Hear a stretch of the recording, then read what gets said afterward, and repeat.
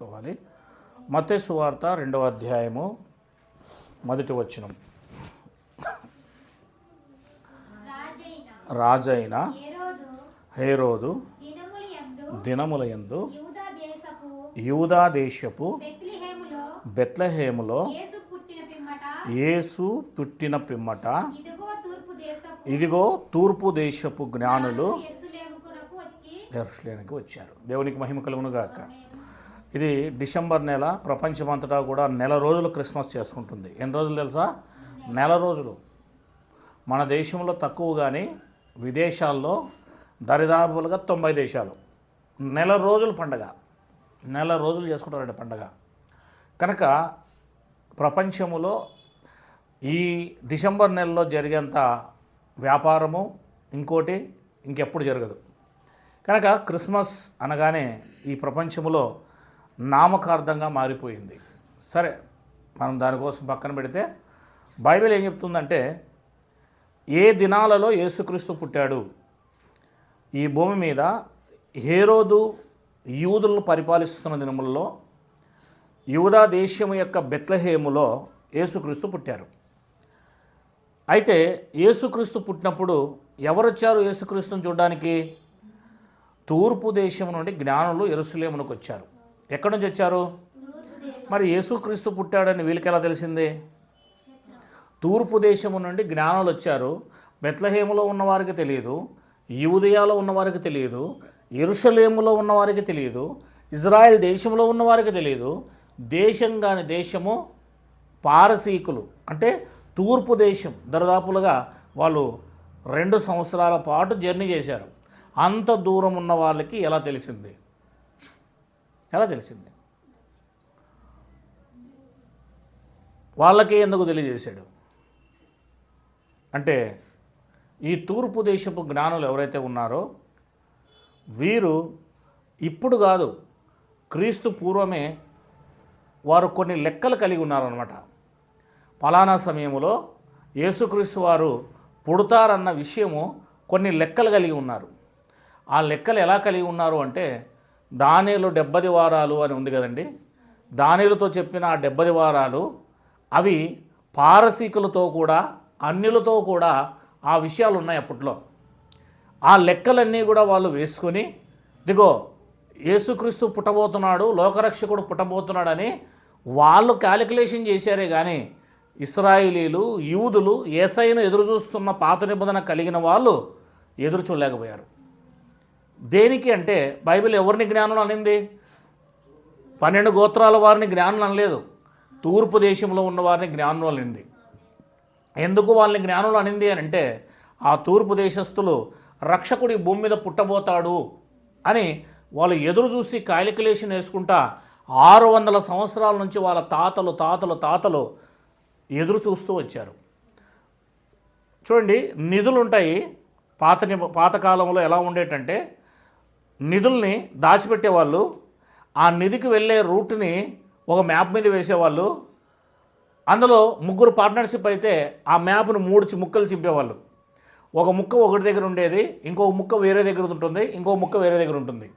అలా వాళ్ళు ఆ నిధిని తీసుకోవడానికి వాళ్ళ వల్ల కాకపోతే వాళ్ళు దాన్ని దాచిపెట్టి వాళ్ళ కుమారులకు చెప్పేవాళ్ళు, వాళ్ళ కుమారులకు చెప్పేవాళ్ళు, వాళ్ళ కుమారులకు చెప్పేవాళ్ళు. ఈ 3 ముక్కలు ఏ రోజైతే కలుస్తాయో అది 500 సంవత్సరాల తర్వాత, 600 సంవత్సరాల తర్వాత, ఆ 3 ముక్కల తర్వాత ఆ కుటుంబంలోంచి వచ్చిన వారు 3 ముక్కలు తీసుకొని ఆ 3 వ్యక్తులు కలిశారు అంటే మ్యాప్ తయారవుతుంది. ఆ మ్యాప్ తయారైనప్పుడు ఎక్కడైతే గుప్త నిధులు దాచిపెట్టారో అక్కడికి వెళ్ళి దాన్ని తీసుకొని వీళ్ళు గొప్పవారు అవుతారు. అదే విధముగా పాత నిబంధన కాలములో ఇశ్రాయేలీయులు ఐగుప్తు దేశానికి వెళ్ళినప్పుడు, పారసీకులకి దేశానికి వెళ్ళినప్పుడు అక్కడున్న జ్ఞానులు కూడా దానియేలు గ్రంథంలో వ్రాయబడిన విషయాల్ని కాలిక్యులేషన్ చేసుకొని, లెక్క చేసుకొని, భవిష్యత్తులో యేసుక్రీస్తు వారు ఫలానా చోట పుట్టబోతున్నాడు అని వారు ఎదురు చూస్తూ వచ్చారు. అలా వాళ్ళు ఎదురు చూడడం వల్ల ఏం జరిగింది అంటే, యేసుక్రీస్తు వారు వాళ్ళకి దొరికాడు. ఎదురు చూస్తే దొరుకుతాడు, జ్ఞానులకు దేవుడు దొరుకుతాడు. కనుక ఈ జ్ఞానులు పట్టుకోగలిగారే కానీ యేసుక్రీస్తును ఇశ్రాయేలు పట్టుకోలేకపోయారు. సిలువేసి చంపేశారు. ఇశ్రాయేలు సిలువేసి చంపేశారు. బైబిల్ ఉన్నా కూడా, ఏ బైబిల్ లేకపోయినా వాళ్ళు యేసుక్రీస్తును కనుగొని యేసుక్రీస్తును పూజించారు. 2వ అధ్యాయం 1వ వచనం మనం గమనిస్తే, రాజైన హేరోదు దినముల యందు యూదా దేశపు బెత్లెహేములో యేసు పుట్టిన పిమ్మట ఇదిగో తూర్పు దేశపు జ్ఞానులు ఎక్కడికి వచ్చారు? వారు యెరూషలేముకి వచ్చారు కానీ బెత్లెహేముకి వెళ్ళలేదు. ఇక్కడ మనం గమనించాలి. అయినా వీళ్ళు యెరూషలేమునకు ఎలా వచ్చారు అంటే, ఎందుకు వచ్చారు యెరూషలేముకు అంటే, ఆ నక్షత్రము యెరూషలేముకు తీసుకొచ్చి ఆపింది వాళ్ళని. వాళ్ళ దేశంలో కనబడిన నక్షత్రము వారిని నడిపించుకుంటూ యెరూషలేముకు తీసుకొచ్చి ఆపింది. వీళ్ళేమనుకున్నారు అంటే, రాజు పుడితే రాజింట్లో పుడతాడు కదా, సామాన్యుల ఇంట్లో పుట్టడు కదా అని యెరూషలేములో ఉన్న రాజు దగ్గరికి వెళ్ళారు వీళ్ళు, ఈ జ్ఞానులు. చూడండి 2వ వచనం, యూదులు రాజుగా పుట్టినవాడు ఎక్కడ ఉన్నాడు? తూర్పు దిక్కున మేము ఆయన నక్షత్రమును చూచి ఆయనను పూజింపవచ్చితమని చెప్పిరి. వచ్చి డైరెక్ట్ రాజు దగ్గర కలిశారు. అయ్యా రాజా ఎక్కడున్నాడు? రాజు ఎక్కడున్నాడు? ఎక్కడ పుట్టాడు రాజు? మేము పూజించడానికి వచ్చాము అని చెప్తున్నారు అనమాట. అయినా ఆ దేశంలో ఉన్న వాళ్ళు ఎందుకు రావాలండి? వీళ్ళని పూజించడానికి, ఈయనను పూజించడానికి? అంటే ఆయన లోకరక్షకుడు, ఆయన ద్వారా సమస్తము కలుగుతుంది, ఆయన లోకాన్ని పరిపాలించబోతున్నాడు అన్న విషయం ఆ జ్ఞానులకు తెలుసు అనమాట. అప్పుడు హేరోదు రాజు ఈ సంగతి విన్నప్పుడు అతనితో కూడిన యెరూషలేము వారందరూ కలవరపడ్డారు. సంతోషపడాల్సింది ఏం పడ్డారు? ఎందుకు కలవరపడ్డారు? నా పోస్టు బూస్ట్ అవుతుందని. రక్షకుడు పుడితే నా వంశావళిలో వచ్చిన పిల్లలు ఏం గారు తర్వాత రాజ్యం పొందుకోరు. కేసీఆర్ తన కుమారుడు సీఎం కావాలని ఎంతో ప్రయత్నం చేశారు. ఏమైపోయింది? ఫెయిల్ అయిపోయింది, డైవర్ట్ అయిపోయింది. అట్లనే ఈయన తన కుమారుడు తన పిల్లలు భవిష్యత్తులో ఇజ్రాయెల్ దేశాన్ని పరిపాలించలేరు కదా అని ఎవరో పుడితే ఆ రాజు అవుతాడు కదా, కనుక కలవరపడ్డారంటండి. వాళ్ళంతా కలవరపడ్డారు, వాళ్ళు పోస్ట్ పడుతుందని. వెంటనే కాబట్టి రాజు ప్రధాన యాజకులను ప్రజల్లో నుండి శాస్త్రులను అందరినీ సమకూర్చి క్రీస్తు ఎక్కడ పుట్టునని వారిని అడిగారు. ఈయనకు తెలియదు కనుక ఎక్కడ పుడతాడో క్రీస్తు అని ప్రధాన యాజకుల్ని, శాస్త్రుల్ని, బైబిల్ బాగా తెలిసిన వారిని, పాత నిబంధన మీద పట్టుగల వారిని పిలిపించాడు. జ్ఞానులు ఒక దగ్గర కూర్చొని ఉన్నారు, వాళ్ళ ఎదురుగా పిలిపించాడు. ఇప్పుడు వాళ్ళని అడుగుతున్నాడు చూడండి, క్రీస్తు ఎక్కడ పుట్టునని వారిని అడిగాను. అందుకు వారు బైబిల్ తీశారు, పాత నిబంధన గ్రంథం తీశారు, 39 పుస్తకాలు మొత్తం వెతికారు. వెతికితే మీకా గ్రంథము 5వ అధ్యాయము 2వ వచనములో ఏం రాయబడిందంటే కింద ఉండేది రాయబడింది. ఇక్కడే చూడండి. అందుకు వారు యూదా బెత్లెహేములోనే ఏలైనగా యూదయ దేశపు బెత్లెహేమా, నీవు యూదా ప్రధానంలో ఎంత మాత్రమునో అల్పమైన దానివి కావు, ఇశ్రాయేలు నా ప్రజలు పరిపాలించు అధిపతి నీలో నుండి వచ్చునని ప్రవక్త ద్వారా వ్రాయబడి ఉన్నదనిది. అంటే మీకా గ్రంథములో ముందుగానే యేసుక్రీస్తు వారు బెత్లెహేములో పుడతారని వ్రాయబడింది అని ఏ రోజు రాజుకు చెప్పారు వీళ్ళు శాస్త్రులు. చెప్పగానే బెత్లెహేములో యేసుక్రీస్తు పుట్టాడన్న విషయము తెలిసిపోయింది వీళ్ళకి. ఎక్కడ పుట్టాడు? ఆ నక్షత్రాన్ని చూసే కదా తూర్పు దేశపు జ్ఞానులు వచ్చారు. ఇప్పుడు ఆ జ్ఞానులు పిలిపించాడు చూడండి. అంతటా హేరోదు ఆ జ్ఞానులను రహస్యంగా పిలిపించి ఆ నక్షత్రము కనబడిన కాలం వారి చేత పరిష్కారంగా తెలుసుకొని, ఎప్పుడు కనబడిన నక్షత్రం మీకు అని తెలుసుకున్నాడు. చెప్పారు వాళ్ళు, మీరు వెళ్ళి ఆ శిశువు విషయమై జాగ్రత్తగా విచారించి తెలుసుకొనగానే నేను వచ్చి ఆయనను పూజించున్నట్లు నాకు వర్తమానం తెండని చెప్పి వారిని బెత్లెహేమునకు పంపాను. వారు రాజుమాట విని బయలుదేరి పోచుండగా ఇదిగో తూర్పు దేశమున వారు చూచిన నక్షత్రము ఆ శిశువు ఉండిన చోటికి మీదుగా వచ్చి నిలిచి వరకు వారు ముందుగా వాళ్ళ దేశంలో కనబడిన నక్షత్రము యెరూషలేము తీసుకొచ్చింది. యెరూషలేములో ఆ నక్షత్రం కనబడలేదు. కనబడినందున వాళ్ళు కలవరపడి హేరోదు రాజు దగ్గరికి వెళ్ళారు. హేరోదు రాజు దగ్గరికి ఎందుకు వెళ్ళారు అంటే హేరోదు రాజు ఇంట్లో పుట్టాడేమో అనుకున్నారు వాళ్ళు. రాజు ఇంట్లోనే పుడతాడు కదా అనుకున్నారు. పొరపాటు పడి అక్కడికి వెళ్ళారు.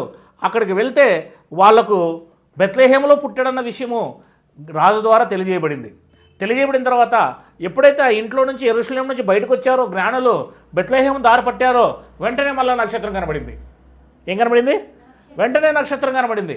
ఆహా, నక్షత్రం కనబడగానే ఆ నక్షత్రం వాళ్ళని నడిపించింది. ఆ నక్షత్రం ఎక్కడికి నడిపించింది అని అంటే వారు రాజు మాట విని బయలుదేరి పోచుండగా ఇదిగో తూర్పు దేశమున వారు చూచిన నక్షత్రం ఆ దేశపు ఆ శిశువు ఉన్న చోటికి మీదుగా వచ్చి నిలిచే వరకు వారికి ముందుగా నక్షత్రం నడిచింది. వారు ఆ నక్షత్రమును చూచి అత్యానంద భరితులై ఇంటిలోనికి వచ్చి తల్లి అయిన మరియను ఆ శిశువును చూచి సాగిలపడి ఆయనను పూజించి ఏం చేశారు? జ్ఞానులు, చిన్న బాలుడు ఆయన ఎందుకు పూజించాలి?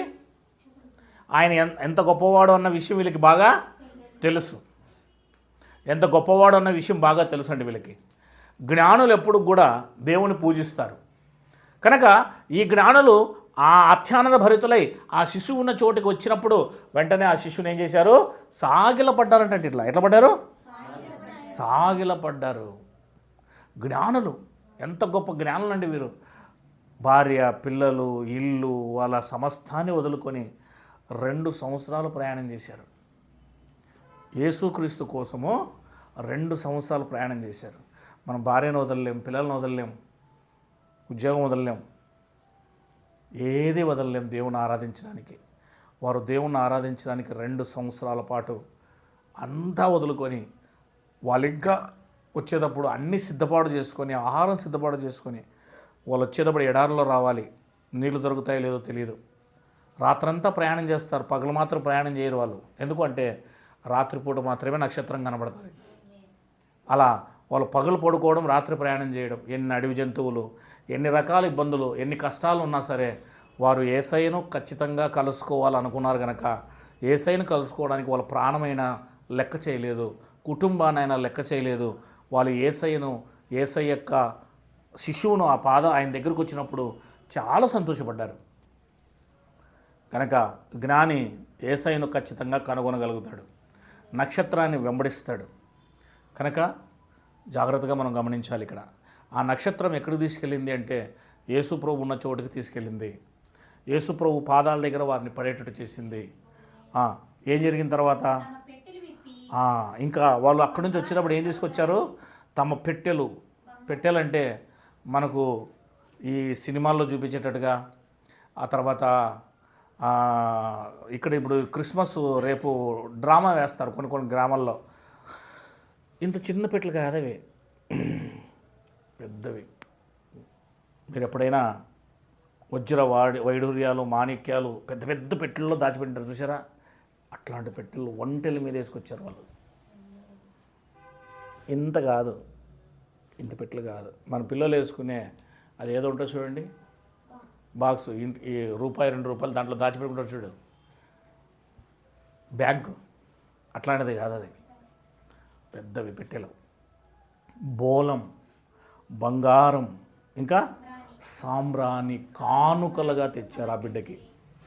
వాళ్ళు వచ్చేదే కాదని, వాళ్ళ సమయం వ్యర్థం చేసుకోవడమే కాదని, యేసుప్రభువును ఆరాధించిన తర్వాత పెద్ద పెద్ద పెట్టెలు విప్పి ఆ పెట్టెల్లో ఉన్న బంగారు బోలం అంటే చాలా కాస్ట్లీ. అది సాంబ్రాణి, అది కూడా చాలా కాస్ట్లీ. బంగారు, అది చాలా విలువైంది. ఇదంతా ఎందుకు ఇచ్చారు అంటే కానుకగా ఇచ్చారు, కృతజ్ఞతగా ఇచ్చారు. అవి తీసుకొని వాళ్ళు పేదవాళ్ళు కనుక నెక్స్ట్ వేరే దేశంలో దేవుడు వాళ్ళకి ఎందుకు ఏర్పాటు చేశాడు అంటే వేరే దేశానికి వెళ్ళాల్సి ఉంది. ఇప్పుడు బ్రతకడానికి, యేసయ్యను కాపాడడానికి దేవుడు ఇచ్చిన కానుకది. వాళ్ళ ద్వారా దేవుడు కానుక ఇప్పించాడు. కనుక వాళ్ళు పెట్టెలు విప్పి ఏం చేశారండి? తమ పెట్టెలు విప్పి బంగారమును, సాంబ్రాణిని, బోలమును కానుకలుగా ఆయనకు సమర్పించిరి. తర్వాత హేరోదునొద్దకు వెళ్ళవద్దని స్వప్నమందు దేవుని చేత బోధింపబడిన వారు మరి ఒక మార్గమున తమ దేశమునకు తిరిగి వెళ్ళిరి. దేవుడు రాత్రి సమయంలో వాళ్ళకు స్వప్నమందు వచ్చి, మీరు హేరోద్ దగ్గరికి వెళ్ళకండి, మీరు వేరే మార్గంలో మీ దేశానికి వెళ్ళిపోండి అని వాళ్ళతో చెప్పాడు. ఎందుకు ఆ మాట చెప్పాడంటే, హేరోదు నిజంగా ఆ యొక్క బిడ్డను ఆరాధించడానికి మీరు చూసి రండి, నాకు చెప్పండి అని అనలేదైనా. ఆ బిడ్డను చంపాలన్న కపట ఆలోచన కలిగి ఉన్నాడు. అందుకే దేవుడు ఏం చేశాడు అంటే, వీళ్ళని అక్కడికి వెళ్ళొద్దని చెప్పి వీళ్ళని తిరిగి వేరే దేశం ద్వారా ఇంటికి వెళ్ళిపోమని చెప్పాడు. 13 వారు వెళ్ళిన తర్వాత ఇదిగో ప్రభుదూత స్వప్నమందు యోసేపునకు ప్రత్యక్షమయ్యింది. హేరోదు ఆ శిశువును సంహరింపవలనని ఆయనను వెదగబోచున్నాడు గనక, సంహరింపవలనని ఆయనను ఏం చేస్తున్నాడట? వెదగబోచున్నాడు గనక నీవు లేచి ఆ శిశువును ఆయన తల్లిని వెంటబెట్టుకొని ఐగుప్తుకు పారిపోయి నేను నీతో తెలియజెప్పు వరకు అక్కడనే ఉండమని అతనితో అది ఇప్పుడు ఐగుప్తు దేశానికి వెళ్ళాలా, ఇజ్రాయెల్ దేశాన్ని వదిలేసి ఎక్కడికి వెళ్ళాలా? ఐగుప్తు దేశానికి వెళ్ళాలంటే మరి అక్కడ తినడానికి తిండి, ఉండడానికి ఇల్లు, బాడిగా, వాళ్ళకి కావాల్సిన సరుకు అంతా కావాలి కదా. అదిగో అందుకే దేవుడు ముందుగానే ఏర్పాటు చేశాడు. బోలం, సాంబ్రాణి, బంగారు. వాళ్ళు అక్కడ కొన్ని సంవత్సరాల పాటు ఉంటారు. అక్కడ ఒక రోజు 2 రోజు నెల కాదు, కొన్ని సంవత్సరాల పాటు ఆ బిడ్డ ఎదిగేదాకా అక్కడే ఉంటారు. ఎందుకంటే ఈ హేరోదు చనిపోయిన తర్వాతే మరలా వస్తారు, అంతవరకు అక్కడ ఉండాలి. కనుక దేవుడు అన్నిటినీ కూడా తను ఖచ్చితంగా తన కారణ జన్ముడైతే వాళ్ళ కోసం దేవుడు సమస్తాన్ని సమకూరుస్తాడు. ఎట్లయినా సమకూరుస్తాడు. మనం అనుకుంటాం నాకు దేవుడు ఎలా ఇస్తాడు. కాదు. నువ్వు నిజంగా దేవుని పని చేస్తే, దేవుని కోసం బ్రతికితే నీకు చేయాల్సిన పని ఆయన చేస్తాడు. కారణ జన్ముడు దేవుడు. కారణ జన్ముల్ని దేవుని కోసం బ్రతకాలన్న మనసు గల వారిని పోషించే బాధ్యత దేవుడు తీసుకుంటాడు. ఇక అక్కడ నుంచి వాళ్ళు బయలుదేరారు. ఇప్పుడు వీళ్ళిద్దరూ పోషించబడాలి, తర్వాత తల్లి పాలు తాగి యేసయ్య కూడా పోషించబడాలి. కనుక పోషించాలంటే వీళ్ళిద్దరిని ఎవరు పోషించాలి? ఫస్ట్ దేవుడు పోషించాలి. ఏ పని చేయకుండానే వాళ్ళు పోషించబడాలి. కనుక అంత దూరం నుంచి జ్ఞానుల ద్వారా అంత కానుకలు తీసుకొచ్చేటట్టు చేశాడు దేవుడు. 14 అప్పుడు అతడు లేచి రాత్రివేళ శిశువును తల్లిని తోడుకొని ఐగుప్తునకు వెళ్ళి ఐగుప్తులో నుండి నా కుమారుని పిలిచి తిని అని ప్రవక్త ద్వారా ప్రభు సెలవిచ్చిన మాట నెరవేర్చబడినట్లు హేరోదు మరణం వరకు. ఇది హోషేయ గ్రంథం 11వ అధ్యాయంలో రాయబడింది. ఇది అంటే ప్రవక్త చెప్పినట్లుగా అన్నీ ఏమవుతున్నాయి? అక్కడ చెప్పబడుతుంది ముందుగానే, ఇక్కడ నెరవేరుతున్నాయి. యేసయ్య పుట్టుక కోసం ముందుగానే చెప్పబడింది, నెరవేరింది. ఆ తర్వాత ఇప్పుడు ఐగుప్తుకు వెళ్తాడు యేసుక్రీస్తు అని ముందుగానే చెప్పబడింది, ఇక్కడ నెరవేరుతుంది. కనుక ఐగుప్తుకు వీళ్ళు బయలుదేరారు. ఎంతవరకు ఉన్నారంటే అక్కడ హేరోదు మరణం వరకు అక్కడనే. ఇప్పుడు ఈ హేరోదు ఎవరైతే ఉన్నాడో యేసయ్యని చంపాలనుకున్నాడు కదా, ఇతను చనిపోయేదాకా అక్కడే ఉండాలా. 16 ఆ జ్ఞానులు తన్ను అపహాసించిరని హేరోదు గ్రహించి బహు ఆగ్రహము తెచ్చుకొని, జ్ఞానులు నా దగ్గరికి రాకుండా, నాకు ఆచోకి చెప్పకుండా, అడ్రస్ చెప్పకుండా వెళ్ళిపోయారే అని ఇతని కోపం వచ్చేసింది. అప్పుడు ఆ జ్ఞానుల చేత వివరముగా తెలుసుకున్న కాలాన్ని బట్టి బెత్లెహేములోని దాని సకల ప్రాంతములలోనూ 2 సంవత్సరాల మొదలుకొని తక్కువ వయసు గల మగపిల్లలందరినీ మొత్తం అందరినీ చంపేశాడు. 2 సంవత్సరాల గల తక్కువ పిల్లలందరినీ చంపేయడం జరిగింది. ఆలోచన చేయండి. అంటే ఆ రోజు ఎంతమంది పిల్లలు చనిపోయి ఉండాలి. ఒకవేళ ఆ సమయంలో యేసయ్య ఉన్నింటికి అక్కడ యేసయ్య కూడా ఏమైవ్వాలి అంటే చంపాలన్న ఉద్దేశం కలిగి ఉన్నాడు వీడు. కానీ యేసయ్యని దేవుడు ఏం చేశాడంట? 17వ వచనం, అందువలన రామాలో అంగలార్పు వినబడిను, ఏడుపును మహారోదనయు కలిగెను. రాహేలు తమ పిల్లలైన ఏడ్చువారులో లేనందున ఓదార్పు పొందనలకు ఉండేనని ప్రవక్త అయిన ఇర్మియా ద్వారా చెప్పబడిన వాక్యము నెరవేరును. అంటే అర్థమేంటి? ముందుగానే ప్రవక్త ద్వారా ఈ విషయము చెప్పబడింది. పిల్లలందరినీ చంపుతాడు భవిష్యత్తులో అని చెప్పబడింది. అదే జరిగింది. అంగలార్పు వినబడుతుంది అని చెప్పబడింది ముందుగానే, అది వినబడింది. ఇది ఇర్మియా గ్రంథం 31వ అధ్యాయం 15వ వచనంలో రాయబడింది. ప్రవచనం కూడా నెరవేరుతుంది యేసుక్రీస్తు కాలంలో. ఇది యేసయ్యకే సంబంధించిందని వివరంగా మనకు అర్థమవుతుంది. తర్వాత ఏం జరిగింది? హేరోదు చనిపోయిన తర్వాత ఇదిగో ప్రభు దూత ఐగుప్తులో యోసేపునకు స్వప్నమందు ప్రత్యక్షమై నీవు లేచి శిశువును తల్లిని తోడుకొని ఇశ్రాయేల్ దేశమునకు వెళ్ళుము, శిశువు ప్రాణం తీజూచువారు చనిపోయి ఉన్నారని చెప్పాను. అప్పుడు అతను లేచి శిశువు తల్లిని తోడుకొని ఇశ్రాయేల్ దేశమునకు, అంటే హేరోదును దేవుడు ఏం చేశాడు? సంహరించేశాడు. ఇంకా చిన్న బిడ్డనే శిశువుగానే ఉన్నంగానే చంపారు. అంటే కారణ జన్ముణ్ణి, దైవ కుమారుణ్ణి చంపడానికి ప్రయత్నం చేశారు. అందుకే నీతిమంతుల జోలికి పోవద్దు అని బైబిల్ చెప్తుంది. ఎప్పుడు ఏం చెప్తుందంటే నీతిమంతుల జోలికి బైబిల్ అంటది వెళ్ళవద్దు, అది నీకే ప్రమాదము అంటుంది. కనుక బైబిల్ ఇక్కడ యేసుక్రీస్తు వారు నీతిమంతుడు, పరిశుద్ధుడు. ఆయన జోలికి వెళ్ళినందుకు ఈయన మరణాన్ని తాను ఏం చేశాడు? తెచ్చుకున్నాడు. అంతమంది చిన్నపిల్లల్ని చంపడానికి కారకుడయ్యాడు, ఒక హంతకుడు అయ్యాడు. కనుక వెంటనే తనను ఈ భూమి మీద దేవుడు ఏం చేసేసాడు? తీసేశాడు. నీలాంటి వాడు అవసరం లేదని చెప్పేసి ఆ సమయంలోనే ఆ విషయం దేవుడు అక్కడ చెప్పాడు. ఐగుప్తులో నుంచి బయలుదేరి తన దేశానికి మళ్ళీ తిరిగి నజరేతుకు వచ్చేశాడు. అయితే అర్కేలాయు తన తండ్రి అయిన హేరోదునకు ప్రతిగా యూదా దేశమును ఏలుచున్నాడని విని అక్కడికి వెలచి స్వప్నమందు దేవుని చేత బోధింపబడిన వాడు ఈ గలిలియా ప్రాంతమునకు వెళ్ళి నజరేతుల ఊరికి వచ్చి అక్కడ కాపురం ఉండెను. ఆయన నజరేతు వాడని ప్రవక్తలు చెప్పినట్లు నెరవేరునట్లు ఇలాగ జరిగాను. అంటే తిరిగి యేసుక్రీస్తు వారు ఎక్కడికి వెళ్ళారు? నజరేతు అనే ప్రాంతాన్ని, బెత్లెహేములకు వెళ్ళలేదు ఆయన. అక్కడి నుంచి నజరేతు అనే తన యొక్క తల్లిదండ్రులు ఎక్కడైతే ఉన్నారో ఆ ప్రాంతంలోకి వెళ్ళిపోయాడు. కనుక యేసుక్రీస్తు వారు పుట్టిన ప్లేసు బెత్లెహేం. బెత్లెహేంలోనే ఎందుకు పుట్టాలి అంటే అది ప్రవచనం, ముందుగానే దేవుడు చెప్పిన ప్రవచనం. కనుక తల్లి మరియ గర్భవతి అయినప్పుడే ఆమె ఎక్కడ నజరేతులోనే గర్భవతి అయింది. కానీ కాన్పు మాత్రం ఎక్కడైంది? పుట్టడం మాత్రం యేసుక్రీస్తును బెత్లెహేంలో పుట్టింది. అంటే ప్రవచనం ముందుగానే చెప్పబడింది, నెరవేరాలి. కనుక ఈ విషయాలు మనం ఆలోచించినట్లయితే దేవుడు చెప్పినట్లుగా ఈ లోకానికి రక్షకుడు పుట్టడం జరిగింది, వాక్యం చెప్పినట్లు నెరవేరడం జరిగింది. మనం అర్థం చేసుకోవాల్సింది ఏంటంటే ఇక్కడ దేవుని యొక్క ఎన్నికలో ఉంటే నిన్ను కాచి కాపాడే బాధ్యత దేవుడు తీసుకుంటాడు అని మనం అర్థం చేసుకోవాలి. నేను కాపాడే బాధ్యత దేవుడు తీసుకుంటాడు. కనుక యేసుక్రీస్తు వారు శిశువు, కానీ ఆయన చుట్టూ జరుగుతుంది దేవుడు జరిగిస్తున్నాడు. కనుక కారణ జన్ముడు ఆయన. కనుక ఆయన ముట్టాలంటే అంత సులభం కాదు. తప్పించే బాధ్యత యోసేపు దేవదూతల ద్వారా, జ్ఞానుల ద్వారా, ఇదంతా కూడా ఒక ప్లాన్ ప్రకారం, సంకల్ప ప్రకారం దేవుడు జరిగిస్తూ వస్తాడు. మన విషయంలో కూడా మనకు తెలియకుండా జరుగుతూ ఉంటాయి మన వెనకాల కొన్ని కార్యాలు. కానీ వాటిని మనం పసిగట్టలేము, పట్టుకోలేము, ఎందుకంటే మనకు అంత జ్ఞానము ఉండదు. దేవునికి మహిమ కలుగునుగాక. ఈ విషయాలు మనం కూడా జాగ్రత్తగా విని తెలుసుకొని మన జీవితాలని కూడా మనము అలా దేవుని వైపు మలుచుకోగలిగితే, దేవుని కోసం బ్రతకాలన్న ఆశ కలిగి ఉంటే మన పనిని దేవుడు చేస్తాడు. మన పని మనం చేయడానికి ప్రయత్నం చేసి దేవుడు పక్కన పెట్టినామనుకో, ఖచ్చితంగా దేవుడు మన పని చేయడు. మనం ఎప్పుడు మన ఫోకస్ ఎవరి మీద ఉండాలి? దేవుని మీద ఉండాలి. దేవుని ఆరాధించే వాళ్ళగా మనం ఉండాలి. దేవుని చిత్తాన్ని నెరవేర్చే వారిగా మనం ఉండాలి. కనుక ఈ లోకంలో ఏది కూడా శాశ్వతము కాదు. ముఖ్యంగా ఎవరు శాశ్వతమో, ఏ రోజుకు ఒక రోజు దేవుడే మనకు శాశ్వతం. కనుక మనం ఆయన ఆలోచన, ఆయన చిత్తాన్ని నెరవేర్చడానికి ప్రయత్నం చేస్తే మన చిత్తము, మన ఆలోచనలు ఆయన నెరవేర్చడానికి ప్రయత్నం చేస్తాడు. కనుక మనం పెదవులతో దేవుని ఆరాధించాలి. మనము మన శరీరాన్ని దేవుని సజీవ యాగంగా సమర్పించుకోవాలి. అంటే ఈ శరీరం అంతా కూడా దేవుని కోసం ఉపయోగపడేలాగున ఏదో విధంగా మనం వాడాలి.